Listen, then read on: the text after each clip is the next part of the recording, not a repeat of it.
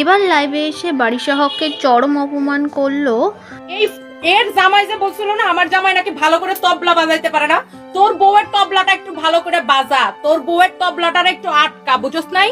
তোর বউয়ের তবলা যে সব জায়গায় দেয় তাবলা তাবলা করতেছে না, একদম তবলার রক টক সব কিন্তু মানে খবর হয়ে যাবে। হ্যাঁ, আগের বার ছাইরা দিছি, আমার জামাইরে নিয়ে নোংরা নোংরা পোস্ট দিছো, আগের বার ছাইরা দিছি, এইবার কিন্তু একদম খবর আছে।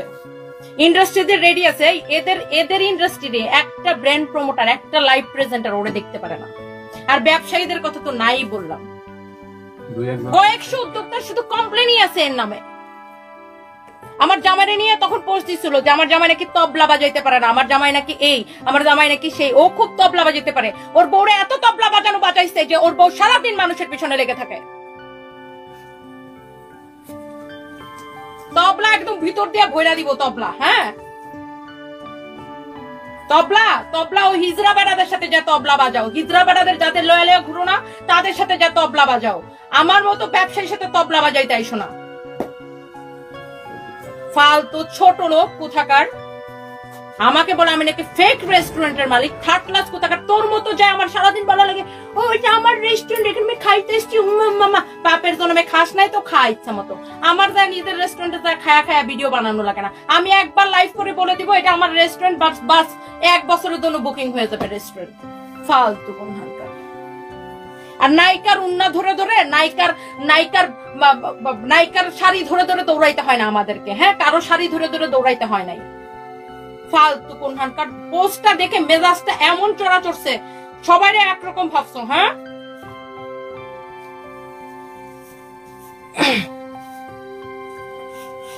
মানে দেখলাম না একটা মানুষের ওরে ভালো কমেন্ট করতে। ফালতু কোন হানকার। আমি নাকি ফেক রেস্টুরেন্টের মালিক। আমি যদি ফেক রেস্টুরেন্টের মালিক হই, আমি যদি রেস্টুরেন্টের ফেক মালিক হই, আমি কোনোদিন সোশ্যাল মিডিয়াতে চেহারা দেখাবো না। আর আমি যদি রেস্টুরেন্টের আসল মালিক হই, ও কানে ধরে উঠবোস করবে রাস্তায়, ও আর ওর জামাই দুইটা মিল্লা।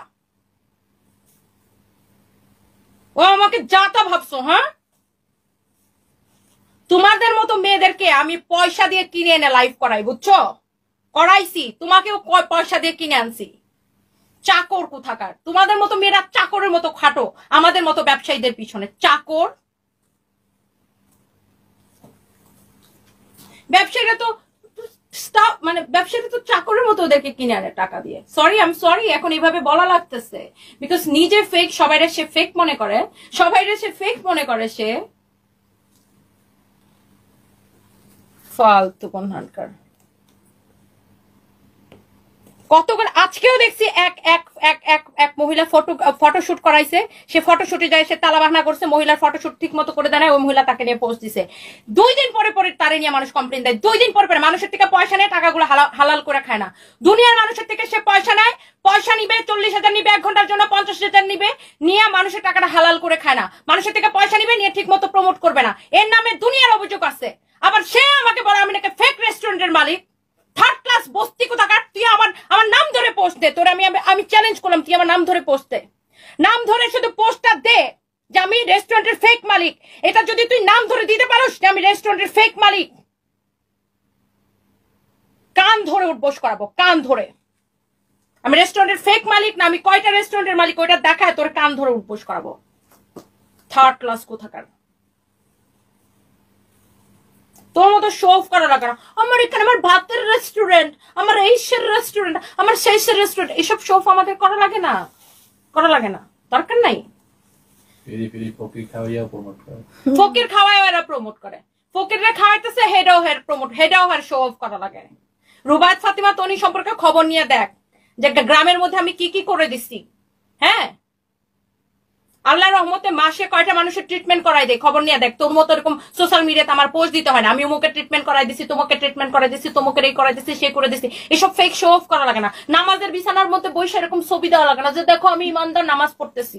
হ্যাঁ, থার্ড ক্লাস কোন হানকার। আমার সাথে লাগতে একদম ছিঁড়া ফেলাবো ধরে। এই এটার দাম কত বলো? 2250। সবার সাথে লাগতে লাগতে সিন্ডিকেট করতে করতে বদমাইশ কোথাকার জিব্বা খারাপ হয়ে গেছে। হ্যাঁ, সবাই কেউ কিছু বলে না, সবাই ভালো ভাবে বলে। জিব্বা সিন্ডিকেট একদম ভৈরা দিব ধরে ভিতর দিয়ে। সিন্ডিকেট গিরে আমার সাথে কইরো না। হ্যাঁ, সিন্ডিকেট গিরি, তোমার ওই হিজরা মিজরালের সিন্ডিকেট গিরি, হিজরা সহ তোমার ভিতর দিয়ে বইরা দিব। ফালতু ছোট লোক কোথাকার। হ্যাঁ, আমি নাকি রেস্টুরেন্টের ফেক মালিক? কত বড় সাহস! তুই তো নিজে একটা ফেক।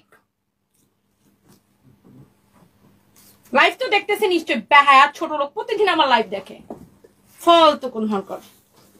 হ্যাঁ, এটা প্রাইস কত বলো? 2250। 2250। আহা, আমার জামাই মরে গেছে দেখে পাইবো না যে আমি একা হয়ে গেছে। তোমার ওই তবলা বাদক জামাই নিয়েও আমার সাথে আমি একদম মানে স্ট্রেট কাট কথা বলি, এবং একদম আমি যেইটা ওইটাই বলি। তোমার ওই তবলা বাদক জামাই নিয়ে আমার একটা চুলও ছিটতে পারবে না, বুঝো নাই? কারণ আমি যেইটা ওইটাই। তোমার মতো ফেক শো অফ করা লাগে না কোনোদিন।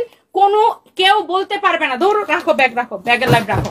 কোনোদিন কেউ বলতে পারবে না তুমি যাও আমাকে টাকা দিয়ে কিনছে, আমাকে টাকা দিয়ে কিনছে। এটা যদি কেউ বলতে পারে, নিজের নাম পাল্টাই ফেলবো। কোনোদিন কারো কাছ থেকে প্রমোশনের জন্য রুবায়েত ফাতেমা তনি 1 পয়সা নেই নাই। তোমার থেকে কয়েকশো গুণ বেশি আমার ফেস ভ্যালু আছে। You understand? কান খুলে শুনে নাও, তোমার থেকে কয়েকশো গুণ বেশি ফেস ভ্যালু আমার আছে। আমি চাইলে প্রমোশন করে আমি যদি প্রমোশন করতাম, তোমার মতো ফকিনি চান্সও পাইতা না, বুঝো নাই? আমি প্রমোশন করলে মাসে কয়েক লক্ষ টাকা এক্সট্রা ইনকাম করতে পারতাম। বাট আমি কোনোদিন মানুষের কাছ থেকে 1 পয়সা নিয়ে প্রমোট করি নাই। যাকে প্রমোট করে দেওয়ার এমনিতেই করে দিছি, ভালোবেসে করে দিছি। আর তোমার মতো ফকিন্নিকে আমি টাকা দিয়ে কিনে এনে আমার কোনো একটা ব্রাঞ্চ থেকে লাইভ করাই, বুঝো নাই? বুঝছো ব্যাপারটা? আর আমার জামাই নাই দেখে মনে করো না যে আমি একা। তোমার ওই যে তবলাবাদক জামাই আছে না, তবলাবাদক জামাইরে নিয়ে আইসো। হ্যাঁ, তবলাবাদক জামাইরে নিয়া দেখো, আমার ফেক কোনো কিছু নাই। আমি 100% সম্পূর্ণ একটা রিয়েল মানুষ, এবং আমি যে কথাগুলা বলি প্রত্যেকটা ক্লিয়ার কাট। তোমারে গুনার আমার সময় নাই।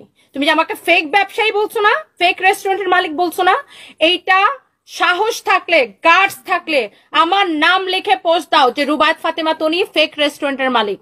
কিছু হইলে আগে যাইতো হাউন আঙ্কেল, আমার হাউন আঙ্কেলের সাথে হাউন খাইতে যাইতো, হাউন আঙ্কেলের সাথে হাউন খাইতে যেত। হাউন আঙ্কেলের বাড়ি আমাগো বাড়ির পাশে, কিন্তু আমরা কোনোদিন হাউন আঙ্কেলের কাছে হাউন খাইতে যাই নাই। হাউন আঙ্কেলের কাছে হাউন খাইতে কারা যাইতো? হাউন আঙ্কেলের হাউন খাইতে আপনারা সবাই দেখেছেন, দেশের মানুষ সবাই দেখেছে কার জামাই তবলা ভালো করে বাজাইতে পারে আর পারে না। কার কার হাউন আঙ্কেলের কাছে যাওয়া লাগতো, হাউন আঙ্কেলের অফিসে যায় ভাত খাওয়া লাগতো, হাউন আঙ্কেলের নিয়ে অনেক কিছু করা লাগতো। হ্যালো ভিউয়ার্স, আসসালামু আলাইকুম। দিস ইজ রুবায়েত ফাতেমা তনি, গরিবের ফুটানি আপা।